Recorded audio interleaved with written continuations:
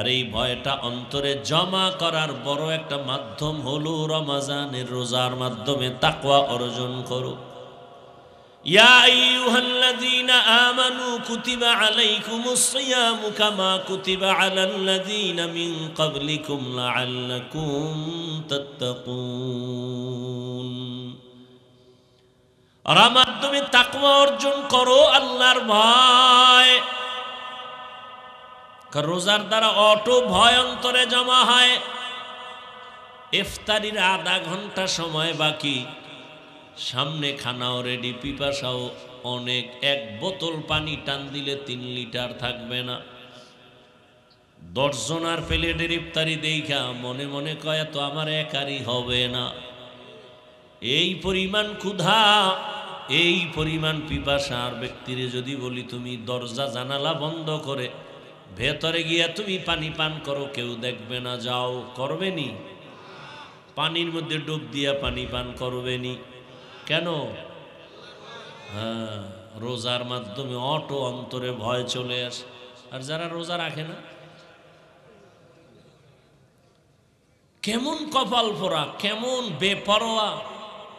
কারণ রোজা রাখলে অসুস্থতা বেড়ে যাবে।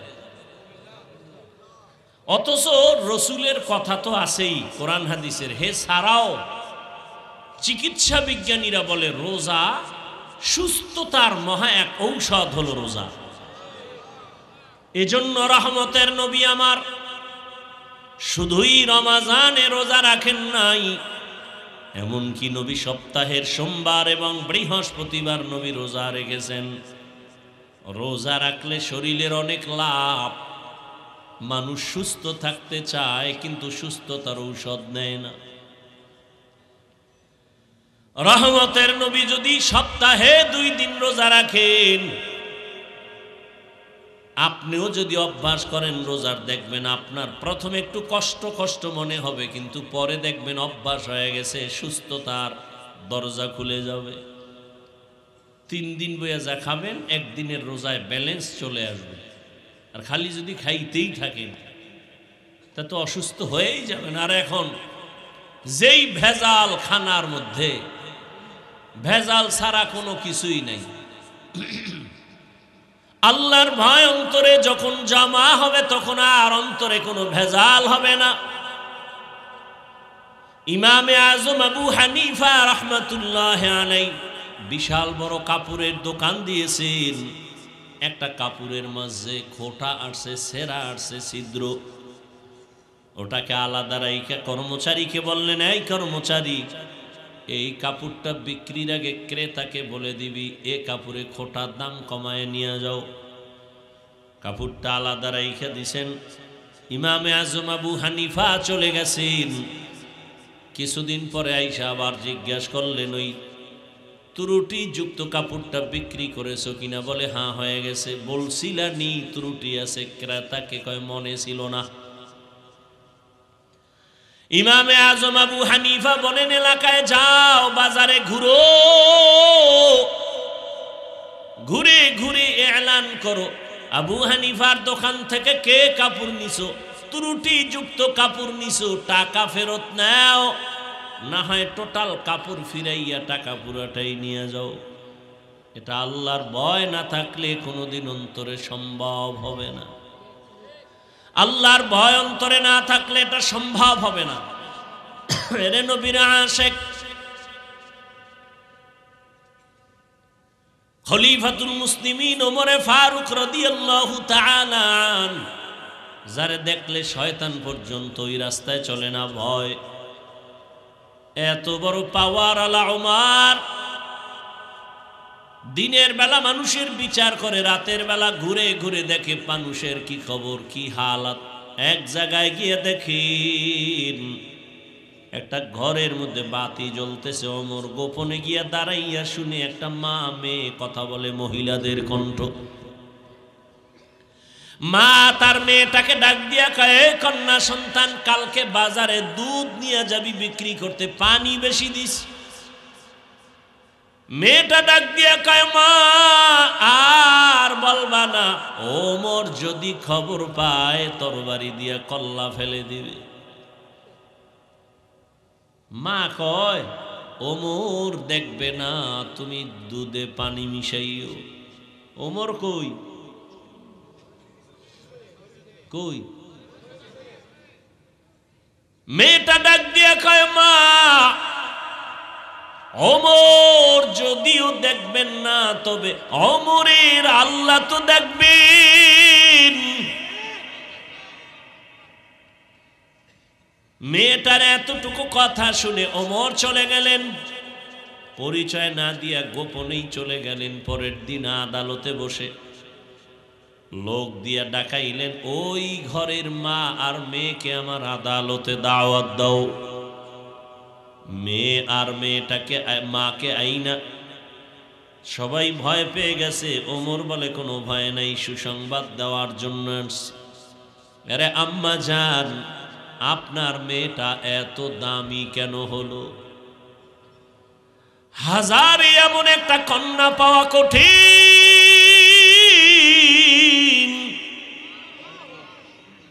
আপনার কপাল বড় ভালো,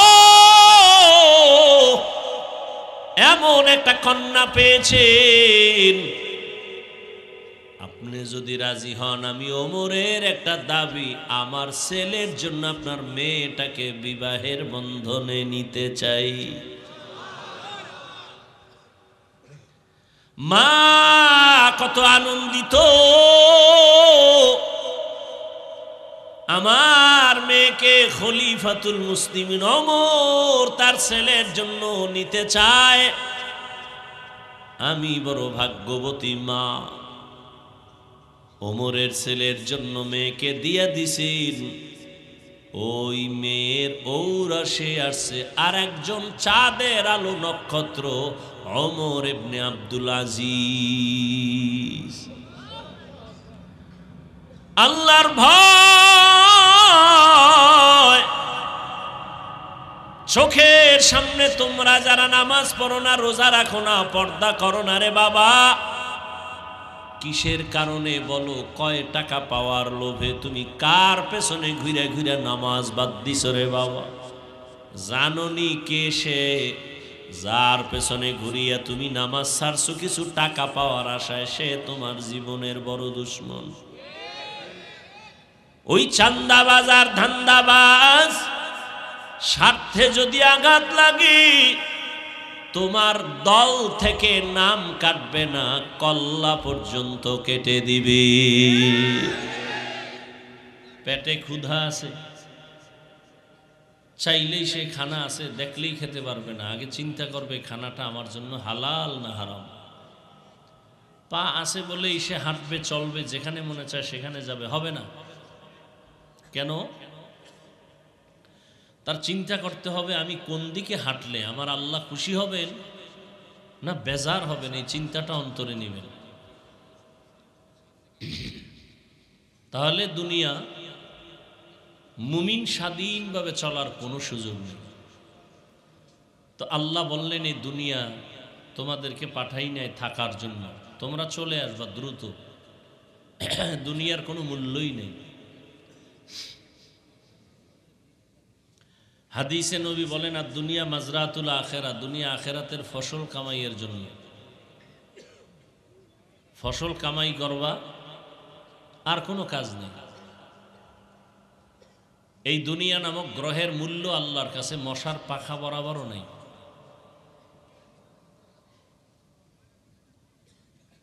এজন্য নবীজি বলেন, মুমিনের ঈমান চলে যাওয়ার যদি বেশি ভয় না হতো, তাহলে বেঈমানকে আল্লাহ এই পরিমাণ সম্পদ দিতেন যে ওরা সিঁড়ি বানাইতো দোতলায় উঠার, স্বর্ণ দিয়া। এত সম্পদ আল্লাহ ওদেরকে দিতেন, কারণ ওরা যা পাবে দুনিয়া, আখেরাতে কিচ্ছু নেই। আর আখেরাত হবেই, কোনো সন্দেহ নেই। তো দুনিয়া নামক এই গ্রহের দাম নাই। সেই দুনিয়া আল্লাহ পাঠাইলেন কেন? একমাত্র আমলের পরীক্ষার জন্য। আমলের পরীক্ষা দাও, ফলাফল আখিরাতে পাওয়া যাবে।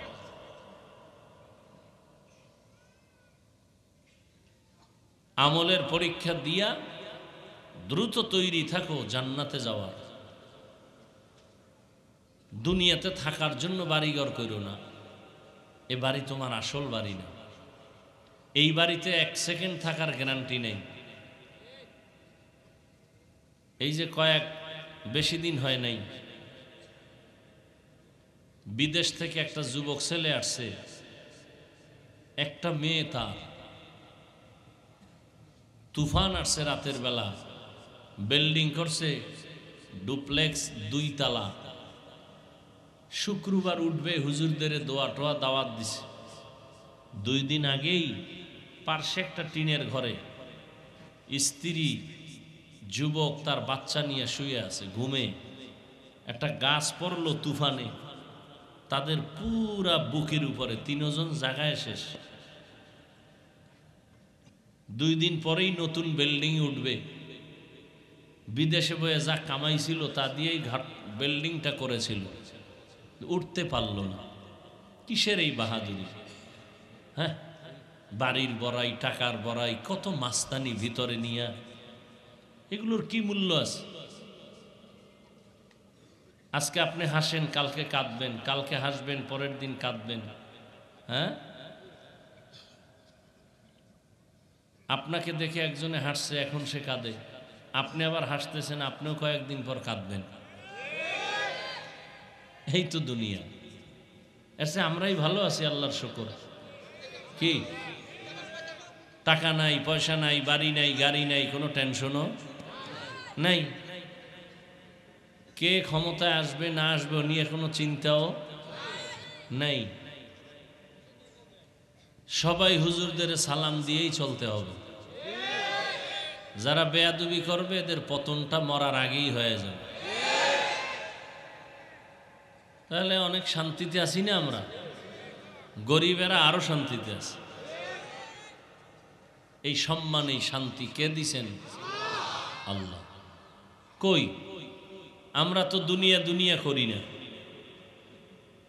আল্লাহ আল্লাহ কইরা মানুষকে পাও ধরিয়া ধরিয়া বুঝাইতেছি। এজন্য কি আমরা না খায় রয়েছি? মহামারী করোনায় সব বন্ধ, দোকান, ফ্যাক্টরি, চাকরি, ব্যবসা বাণিজ্য সব। আমাকে হুজুর গো কোনো মাদ্রাসা বন্ধ হয় নাই, আল্লাহর শুকর। হইছে? করোনায় ট্রিপল মাস্ক লাগায় বয়ে রয়েছে সব মাস্তানেরা, মরবে না। আর সেই সময় করোনার লাশ হুজুরেরা কাঁধে নিয়ে গোসল করাইয়া জানাজা পড়াইয়া কবরে রাখছে, কোনো হুজুর তো মরে নাই।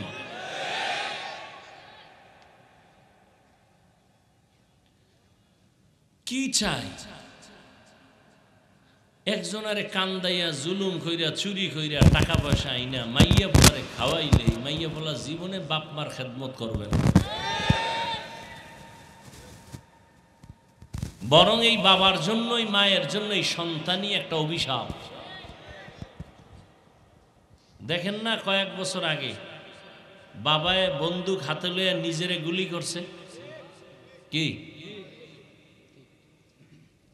সন্তানের দুঃখে বইরা। সন্তান আল্লাহ দিছে, 50টা সন্তানের বাপ হওয়া বাহাদুরি না, একটা আদর্শ সন্তানের বাপ হওয়া বাহাদুরি। 10টা সন্তান বানায় যদি সব গাঞ্জাখোর বানায় রাখেন তো লাভ কি? কয়জনার ছেলে মেয়ে পর্দা করে, নামাজ পড়ে, মানুষের সাথে ভালো ব্যবহার করে, মা বাবার দোয়া নিয়ে চলে, শিক্ষকের সাথে ভালো আচরণ করে? কয়জন মা বাবা বলতে পারবে? দুনিয়ার পিছনে ঘুরতে ঘুরতে ঘুরতে ঘুরতে না দুনিয়া পাইল না আখেরাত পাইল। এ যারা দুনিয়া দুনিয়া করে এরা 2টা জিনিস চায়, এক চায় সম্মান আর এক শান্তি। আমি তো আল্লাহর কসম করে বলি, দুনিয়াদারেরা একটাও হয় না। ওগো কপালে সম্মানও নাই, শান্তিও নেই। সম্মান আছে, জুতার মালা পইরা দৌড়। কি কারণ? কি টাকা দিয়া সম্মান কিনলে প্রথমে ফুলের মালা, এরপরে জুতার মালা। আর আল্লাহ সম্মান দিলে দুনিয়ায়ও বাদশাহ, আখেরাতেও বাদশাহ। কোন সম্মান ভালো? আল্লাহর দেওয়া। টাকা দিয়া সম্মান কিনলে বিপদ। আমার ভক্তবৃন্দ অনেক, কি ভক্ত টাকার, যারা টাকা দিয়েও লোক বন্ধু বান্ধব ভক্ত বানায় না, কতক্ষণ এগো মেয়াদ, টাকা দিবে যতক্ষণ ততক্ষণ, টাকা দিবে না এরাই তার দুশ্মন। আলাদা দুশ্মন বাড়া করা লাগবে।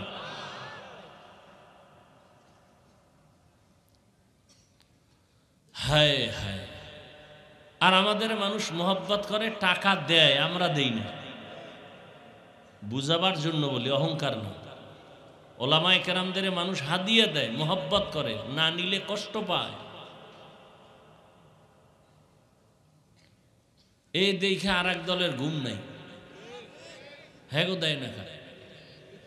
হেরা এই টাকা পেয়ে গাঞ্জা খাইব, মদের বোতল লয়ে দৌড়াইবার বৌরে মা কইব।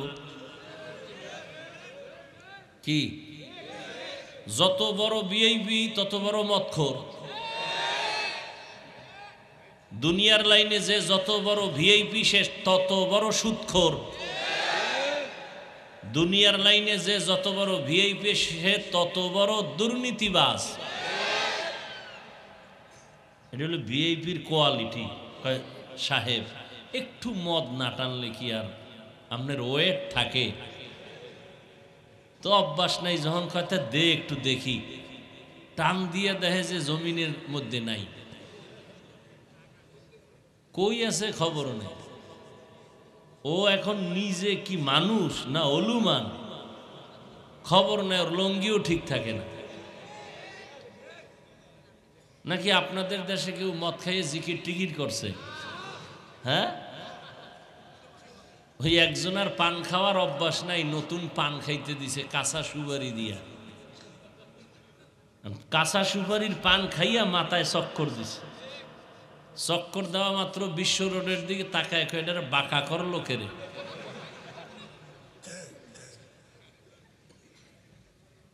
তো দুনিয়ার লাইনে যে যত বড় ভিআইপি সে তত বড় নেশাখোর, মদখোর, গাঞ্জাখোর।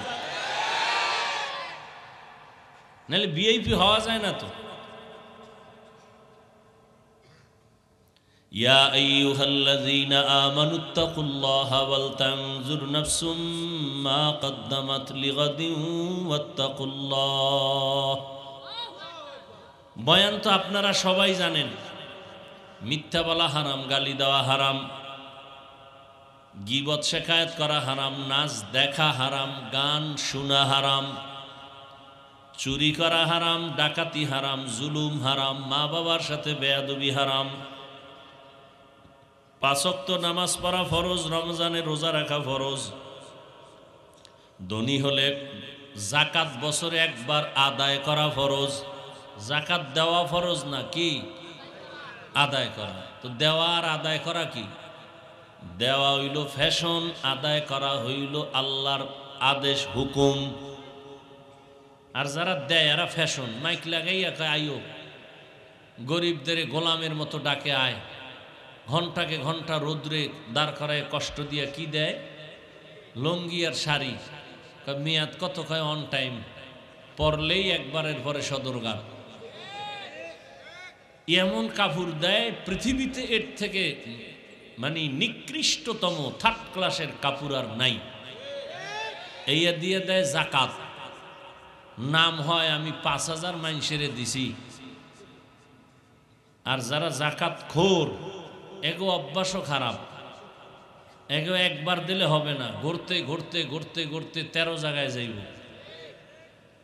দেখেন না, কোরবানি যারা দেয় না, গোস্ত টোকাইয়া পরে ওরা নিজেরা আবার বেচে। নবী কইছে এতিমদের বেশি মোহাব্বত করো, কিন্তু এতিমরা এত বড় অনেক জায়গায় এত মানে বেপরোয়া যে আদর করতে গেলে আরো ঝামেলা। টাকা দিছি অসহায় মনে করে, নে তোর মায়েরে খাওয়াইস, হে যে গাঞ্জা খাইতেছে টাকা দিয়ে। এই আপনার হালাল টাকা যাকে দিবেন, যদি জানেন ওই টাকা দিয়ে সে গুনাহ করবে, তাকে দেওয়া জায়েজ নাই। তো সব জানেন, আমল নাই কেন? এত মানুষ এখানে এই 12টার সময়, আমি পারলাম না একটু অজু ইস্তেঞ্জা সাইরা নামাজ পড়মু 2 রাকাত পড়ে দিছি দৌড়, খানা তো নাই কপালে। এরপর আপনারা ধৈর্যের সাথে বসে আছেন, কিন্তু দুঃখ কোন জায়গায়? দুঃখ হলো যে এত মানুষ এখানে ফজর পড়ে নাই, জহুর পড়ে নাই, আসর পড়ে নাই, মাগরিব পড়ে নাই, এশা পড়ে নাই, মোনাজাতের পরে টেনশন নেই, আবার মোবাইল চালাইতে চালাইতে সারা দিন রাত্র গুনাহ গুনাহ গুনাহ, হাতের গুনাহ, চোখের গুনাহ, কানের গুনাহ, অন্তরের গুনাহ, এই নিয়েই জীবন চলতেছে। নামাজের আর খবর নাই, আমল নাই কেন? কারণ কি? বয়ান তো আপনারা জানেন, মেহনত তো চলতেছে, দাওয়াত ও তবলিগের মেহনত, পীর মাশায়েখের মেহনত, জুমার মেহনত, খতিবের মেহনত, আমাদের বক্তাদের মেহনত। এত মেহনত যদি আমরা হিন্দুদের করতাম, ইনশাআল্লাহ ওরা 6 মাসে রসুলের আশিক হয়ে যেত। আপনাদের হালাত এত দুর্বল কেন?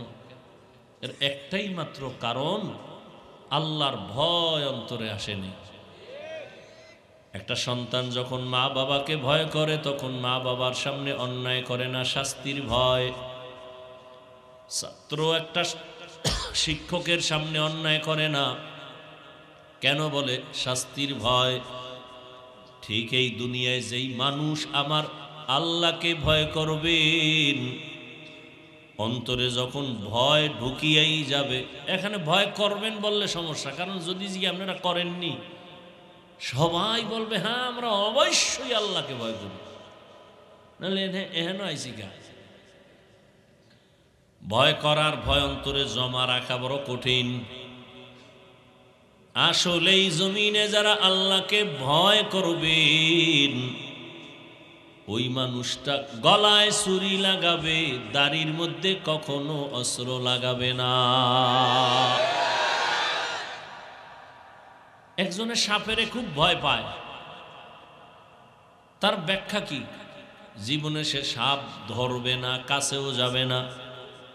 ঠিক যারা আমার আল্লাহকে ভয় করবেন, ওই বান্দা গুনাহ করবে দূরের কথা, গুনার কাছেও যাবে না।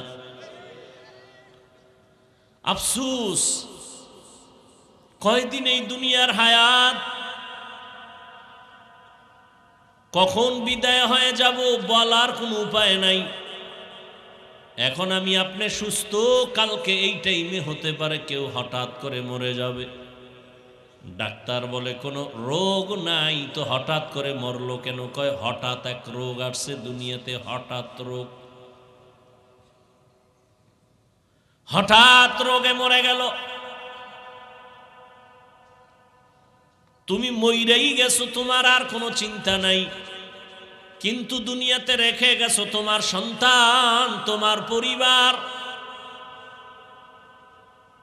তোমার চরিত্র যদি খারাপ হয়, এই তোমার সন্তানগুলো তোমার কারণে কোথাও লজ্জায় মুখ দেখাতে পারবে না। কুলাঙ্গার এমন বাপ হইলা, তোমার স্ত্রীও লজ্জায় মুখ দেখাতে পারবে না।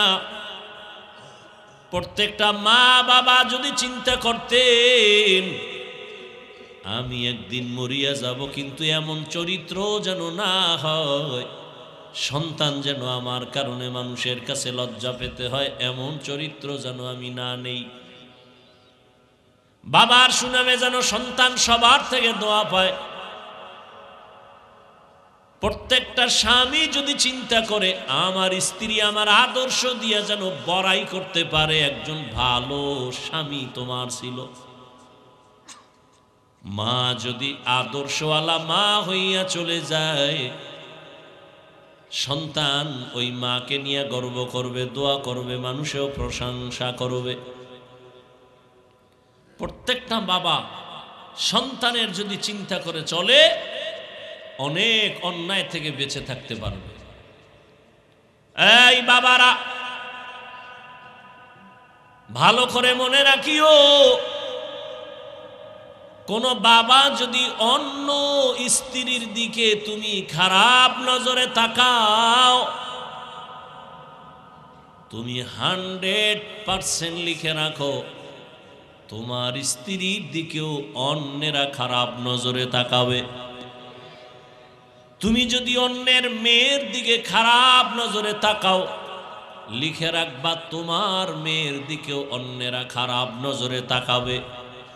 তুমি কোনো অন্যের বোনের দিকে যদি খারাপ নজরে তাকাও, তোমার বোনের দিকে অন্যেরা খারাপ নজরে তাকাবে। নিয়ম, তুমি যদি অন্যের সম্পদ নষ্ট করো, লিখে রাখো তোমার সম্পদ আর একজন জালেম আইসা নষ্ট করে ফেলবে। তুমি যদি অন্যের ক্ষতি করো, তোমার ক্ষতি করার জন্য আর এক দল রেডি হয়ে আছে, তোমার খবর নাই। তুমি যদি কারো মাথায় অস্ত্র লাগাও, তোমারেও অস্ত্র লাগানোর জন্য আর এক দল সন্ত্রাসী রেডি। এইভাবে চিন্তা করে যদি চলে, মানুষ অনেক নিজেকে কন্ট্রোল করা সম্ভব।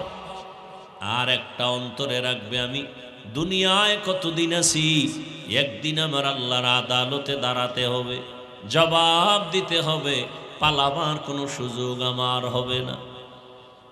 এই ভয়টা অন্তরে জমা করিয়া যেই বান্দা চলবে, ওই বান্দা ইন্তেকালের আগে জান্নাতের চেহারাটা দেখাই মরণের বিছানায় যাবে। আল্লাহর প্রতি ভয়,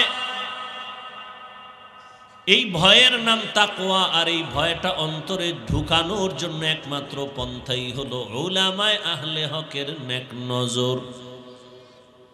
আল্লাহর প্রিয় গোলাম যারা, তাদের নেক নজর যখন লাগবে, কলবের মধ্যে তাকওয়া চলে আসবে। আর আল্লাহর ভয় যখন অন্তরে চলে আসবে, ওই মানুষটা নিজের গুনাহ থেকে বাঁচানোটা বড় সহজ হয়ে যাবে। আল্লাহর আদালতে ভয় দাঁড়াইয়া হিসাব দেওয়ার ভয় অন্তরে যদি কেউ জমা করে, ওই বান্দা দোকানদারি করলেও কোনোদিন কাস্টমারের ধোঁকা দিবে না। আল্লাহর ভয় অন্তরে থাকলে স্কুলে পড়লেও সে নামাজ ছাড়বে না। আল্লাহর ভয় অন্তরে যদি জমা হয়ে যায়, ওই বান্দা চাকরির সিঁড়িতে গিয়াও নামাজ ছাড়বে না। আর এই ভয়টা অন্তরে জমা করার বড় একটা মাধ্যম হলো রমজানের রোজার মাধ্যমে তাকওয়া অর্জন করো। ইয়া আইয়ুহাল্লাযীনা আমানু কুতিবা আলাইকুমুস সিয়ামু কামা কুতিবা আলাল্লাযীনা মিন ক্বাবলিকুম লাআল্লাকুম তাত্তাকুন। আর মাধ্যমে তাকওয়া অর্জন করো, আল্লাহর ভয়। রোজার দ্বারা অটো ভয় অন্তরে জমা হয়। ইফতারির আধা ঘন্টা সময় বাকি, সামনে খানাও রেডি, পিপাসাও অনেক। এক বোতল পানি টান দিলে 3 লিটার থাকবে না। 10 জনার প্লেটের ইফতারি দেখা মনে মনে কয় তো আমার একারই হবে না। এই পরিমাণ ক্ষুধা, এই পরিমাণ পিপাসার ব্যক্তিরে যদি বলি তুমি দরজা জানালা বন্ধ করে ভেতরে গিয়া তুমি পানি পান করো, কেউ দেখবে না, যাও, করবেনি? পানির মধ্যে ডুব দিয়া পানি পান করবেনি কেন? হ্যাঁ, রোজার মাধ্যমে অটো অন্তরে ভয় চলে আসে।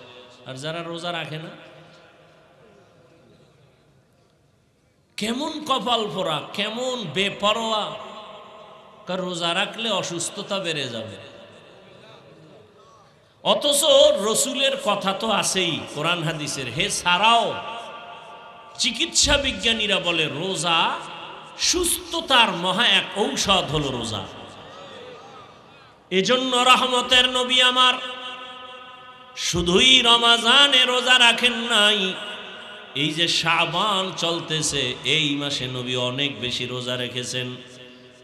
এমনকি নবী সপ্তাহের সোমবার এবং বৃহস্পতিবার নবী রোজা রেখেছেন। রোজা রাখলে শরীরের অনেক লাভ। মানুষ সুস্থ থাকতে চায় কিন্তু সুস্থতার ঔষধ নেয় না। রহমতের নবী যদি সপ্তাহে 2 দিন রোজা রাখেন, আপনিও যদি অভ্যাস করেন রোজার, দেখবেন আপনার প্রথমে একটু কষ্ট কষ্ট মনে হবে, কিন্তু পরে দেখবেন অভ্যাস হয়ে গেছে, সুস্থতার দরজা খুলে যাবে। 3 দিন বইয়া যা খাবেন, একদিনের রোজায় ব্যালেন্স চলে আসবে।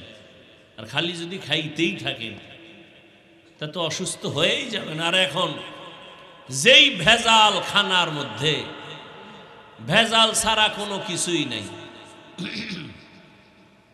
সব ভেজালের মূলে মানুষ ভেজাল, ওর দিমাগ ভেজাল, ওর মেধা ভেজাল, অন্তর ভেজাল, এই জন্য সব কাজেও ভেজাল। ভাইরা আমার, আল্লাহর ভয় অন্তরে যখন জমা হবে তখন আর অন্তরে কোনো ভেজাল হবে না।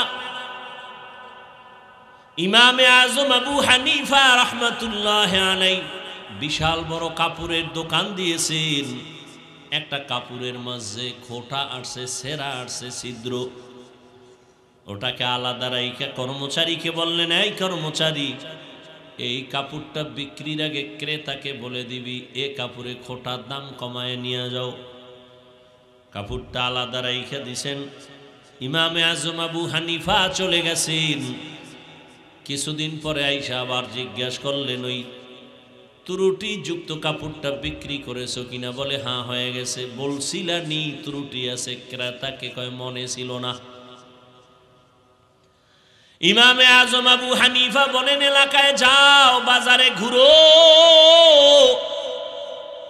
ঘুরে ঘুরে এলান করো, আবু হানিফার দোকান থেকে কে কাপড় নিছো, ত্রুটি যুক্ত কাপড় নিছো, টাকা ফেরত নাও, না হয় টোটাল কাপড় ফিরাইয়া টাকা পুরাটাই নিয়ে যাও। এটা আল্লাহর ভয় না থাকলে কোনোদিন অন্তরে সম্ভব হবে না। আল্লাহর ভয় অন্তরে না থাকলে এটা সম্ভব হবে না। এরে নবীর আশিক খলিফাতুল মুসলিমিন ওমরে ফারুক রাদিয়াল্লাহু তাআলা আনহু, যারে দেখলে শয়তান পর্যন্ত ওই রাস্তায় চলে না ভয়। এত বড় পাওয়ার আলা ওমর, দিনের বেলা মানুষের বিচার করে, রাতের বেলা ঘুরে ঘুরে দেখে মানুষের কি খবর, কি হালাত। এক জায়গায় গিয়ে দেখেন একটা ঘরের মধ্যে বাতি জ্বলতেছে। ওমর গোপনে গিয়া দাঁড়াইয়া শুনে একটা মা মেয়ে কথা বলে, মহিলাদের কণ্ঠ।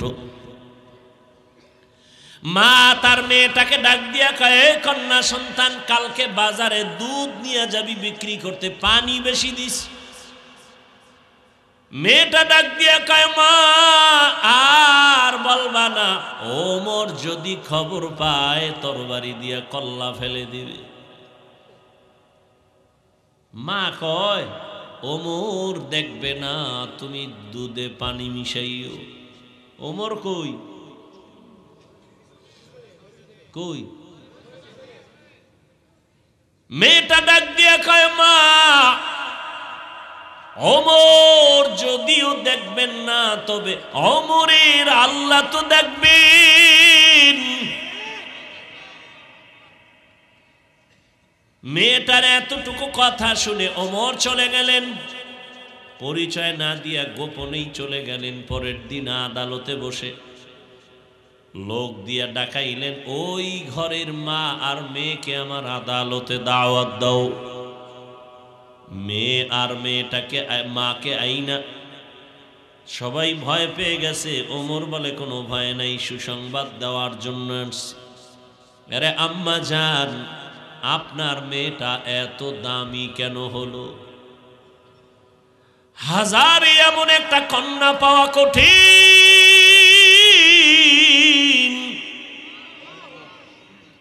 আপনার কপাল বড় ভালো, এমন একটা কন্যা পেয়েছেন।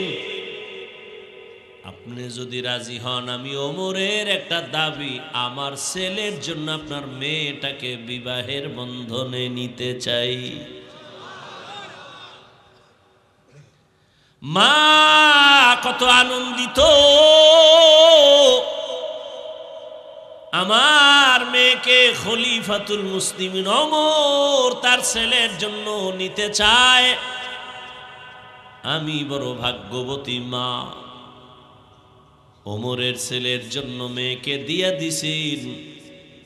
ওই মেয়ের ঔরসে আসছে আর একজন চাঁদের আলো নক্ষত্র, ওমর ইবনে আব্দুল আজিজ। আল্লাহর ভয় সময় চোখের সামনে তোমরা যারা নামাজ পড়ো না, রোজা রাখো না, পর্দা করো না রে বাবা, কিসের কারণে বলো? কয় টাকা পাওয়ার লোভে তুমি কার পেছনে ঘুরে ঘুরে নামাজ বাদ দিছো রে বাবা? জাননি কে সে যার পেছনে ঘুরিয়া তুমি নামাজ ছাড়ছো কিছু টাকা পাওয়ার আশায়? সে তোমার জীবনের বড় দুশ্মন।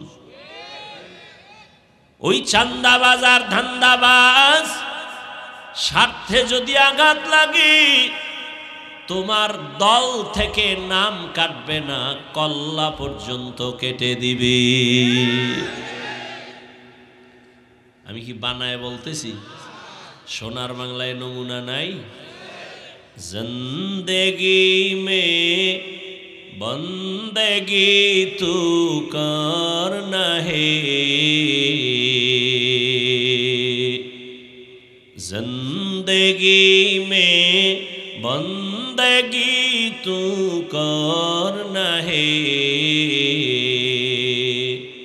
जिंदगी बे बंदगी शर्मिंदा है, जिंदगी बे बंदगी शर्मिंदा है। दुनिया में हो दुनिया का तलबगार न हो, बाजार से गुजर हो खरीदार न हो। ये दुनिया एक मिसल कागज फूल है, ये दुनिया एक मिसले कागज फूल है, जिंदगी में बंदगी तू करना है, जिंदगी पे बंदगी शर्मिंदा है, जिंदगी बे बंदगी शर्मिंदा है। এরে আমার কলিজার যুবক বাবারা, দেখতে দেখতে তোমার হায়াত তো 30-এর কোঠা পারিয়া সামনে চলছে, কয়দিন আর বাঁচবারে বাবা? ইদানিং কালে যত মরণের খবর দেখি, বেশি বেশি যুবকরা মরে, অসুস্থরা কম মরে, সুস্থরাই বেশি মরে। করোনার ভেতরে যুবকের লাশ, ছাত্র জনতার আন্দোলনে যুবকের লাশ, ডেঙ্গুর মহামারী যুবকের লাশ, গাড়ির চাকার নিচে যুবকের লাশ, ঘুমের বিছানায় যুবকের লাশ। কয়দিন আর বাঁচবারে যুবক বাবা? মরিয়া তো যাবা, তবে আদর্শের যুবক হইয়া সম্মান নিয়া মরো। তুমি মরিয়া গেলে মা বাবায় যদি বলে অনেক খুশি, এই কপাল নিয়ে কেন জন্ম নিয়েছ? অভিশপ্ত কপাল কেন তোমার? তুমি স্কুলে পড়ো, তুমি কলেজে পড়ো, তুমি চাকরি করো, তুমি ব্যবসা করো, ধন্যবাদ। তোমাকে আমি বলি নাই টুপি পরো, দাড়ি বড় করো, মাদ্রাসায় পড়ো, তাবলিগে যাও, পীরের কাছে যাও, একবারও বলি নাই রে বাবা। তুমি স্কুলে পড়ো, ধন্যবাদ। ডাক্তার হও, ইঞ্জিনিয়ার হও, প্রফেসর হও, ব্যবসায়ী হও, চাকরিজীবী হও, তবে দাবি একটা বেয়াদব হইও না রে বাবা। তোমার আচরণে কোনোদিন যেন মা বাবা কষ্ট না পায়। ও যুবক, তোমার আচরণে কোনোদিন যেন শিক্ষকেরা কষ্ট না পায়, তোমার ব্যবহারে কখনো যেন মুরব্বীরা কষ্ট না পায়, উলামায়ে কেরাম কষ্ট না পায়। কেন? মা বাবার কষ্টই তোমার কপাল ধ্বংসের কারণ। যদি কষ্ট পায় বলে আহ, এই আহ নিঃশ্বাসটা একটা আগুন, এই আগুনটা তোর কপালে যদি লেগে যায় মরার আগে পঙ্গু হয়ে যাবি রে বাবা। শিক্ষকের অন্তরে যদি কষ্ট যায় আর কষ্ট পাইয়া আহ বলে তোর কপাল ধ্বংস। কোন আলেম যদি তোমার ব্যবহারে কষ্ট পাইয়া নিঃশ্বাস ফেলে তোমার জীবন নষ্ট হবে। অতএব তুমি আদর্শবান ডাক্তার হও, আদর্শবান ইঞ্জিনিয়ার হও, মা বাবার দোয়া নিয়ে সামনে আগাই ওরে যুবক। শিক্ষকের দোয়া নিয়ে চলিও, ওলামায়ে কেরামের দোয়া নিয়ে চলিও। এবার আমি বাস্তবায়ন করে দেখাই রে বাবারা, বলো তোমার মতো যুবক জীবনে কোনোদিন মাদ্রাসায় পড়ে নাই, আলিফ বা তাও শিখে নাই, এমন যুবক 5 ওয়াক্ত নামাজ পড়ে, স্কুল কলেজে পড়ে, সত্য কথা বলো আসেনি? তোমার বিবেকের কাছে আমার প্রশ্ন, বলো তুমি কেন পারো না রে বাবা? তোমার কপালে কার বরদোয়া লাগছে বলো? তোমার মনটাকে একটু প্রশ্ন করো, এরে মন, ও যুবক, তোমার মতো যুবক রাস্তায় গাড়ি চালায় নামাজি, বলো তুমি কেন পারো না?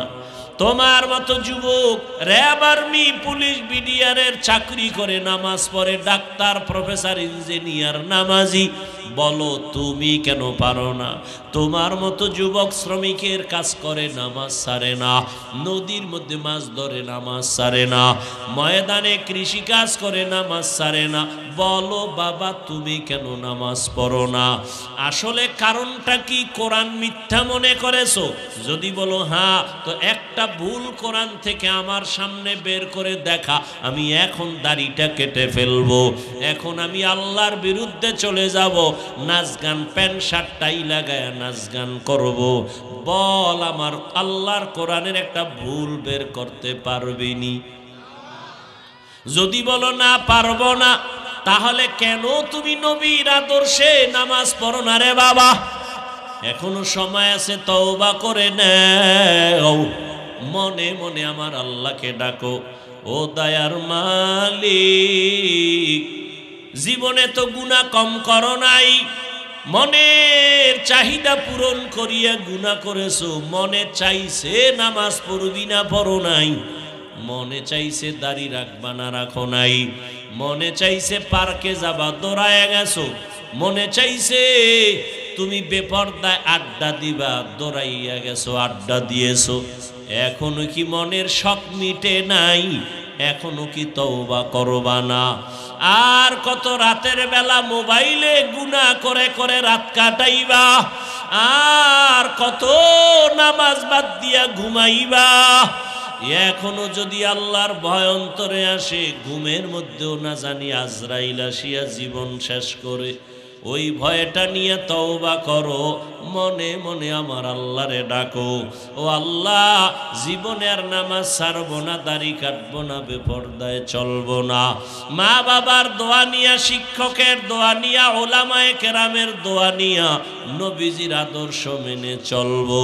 ও পর্দার আড়ালের মা বোনেরা, আপনার মতো কত মা কত বোন এখনো আছে বেপরদায় চলে না, নামাজ ছাড়ে না, স্বামীর মাল খেয়ানত করে না, মোবাইলে সময় নষ্ট করে না। এরে আম্মা জান, আপনারা কেন পারেন না স্বামীর মাল হেফাজত করবেন? কারণ স্বামীর মাল তো আসলে স্বামী কবরে নিয়ে যাবে না, স্বামী মরিয়া গেলে সব সম্পদের মালিক তো আপনার হাতে চলে আসবে। অতএব আল্লাহর কাছে তওবা করেন, একটা সন্তানকে আদর্শওয়ালা বানায় যান, ডাক্তার বানাবেন, আদর্শবান ইঞ্জিনিয়ার বানাবেন, আদর্শবান চাকরিজীবী বানাবেন। সন্তান চাকরি করিয়াও কোরআন পড়বে আর আপনার জন্য দোয়া করবে, ডাক্তার হলেও কোরআন পড়িয়া আপনার জন্য দোয়া করবে। এখনো তওবার সময় আছে, তওবা করেন, আর নামাজ ছাড়বেন না, বেপরদায় চলবেন না, মোবাইলে সময় নষ্ট করবেন না, স্বামীর মাল খেয়ানত করবেন না। বৃদ্ধ বাবাজিরা, আপনার মতো কত বুড়ারা মসজিদে গিয়া নামাজ আদায় করে। আল্লাহর কাছে তওবা করেন, দুনিয়াটা কিছুই না। গুনাহ নিয়ে কবরে গেলে আমার মাওলার কোরআন নবীর কথা অনুযায়ী ভয়ঙ্কর হালাত শুরু হয়ে যাবে। দুনিয়াতে সূর্যের গরম সইতে পারি না, গুনাহগারের জন্য জাহান্নামের আগুনের গরম কত কঠিন, কেমনে সহ্য করবেন? এখনো সময় আছে, তওবা করে নেন। ও আমার যুবক, আল্লাহর কাছে তওবা করে নাও। আর নামাজ ছাড়বা না, মা বাবার দোয়া নিয়া, শিক্ষকের দোয়া নিয়া, উলামায়ে কেরামের পরামর্শ নিয়া, নবীর আদর্শ মেনে চলবা। তওবা করার মতো যদি নিয়ত হয়, মুনাফিকি যদি না থাকে, খাঁটি তওবার নিয়ত যাদের আছে, দুটো হাত আল্লাহকে দেখাইয়া দাও। আয় আল্লাহ, হাতগুলো কবুল করে নেন, তওবা কবুল করে নেন। তওবার উপরে মজবুত হইয়া চলার তৌফিক দান করেন, আমিন। আলহামদুলিল্লাহি রাব্বিল আলামিন, والصلاة والسلام على سيد الأنبياء والمرسلين وعلى آله وأصحابه أجمعين يا أرحم الراحمين يا أرحم الراحمين يا أرحم الراحمين رب ارحمهما كما ربياني صغيرا اللهم إنك عفو كريم تحب العفو فاعف عنا